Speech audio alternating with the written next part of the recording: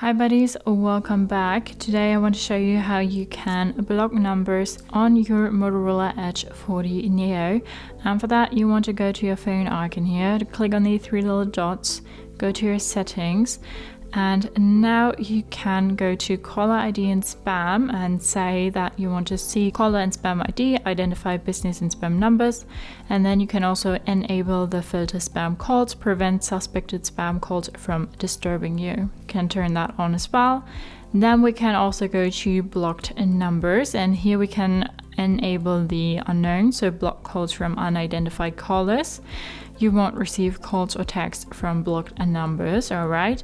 And then we can also go ahead and add a specific number to our blocked list. So if you have a specific person that you don't want, where you don't want them to be able to reach out to you anymore, you can type in their phone number here and say block, and then they will be listed here, and you will have the option to unblock this person again, but that's just on the side. So with that on and with that on, you can go back and hopefully enjoy the silence after no spam callers, scam callers, and whoever else is able to reach out to you anymore. So that's how you can block numbers on your Motorola Edge 40 Neo. I hope you liked it, hope it helped.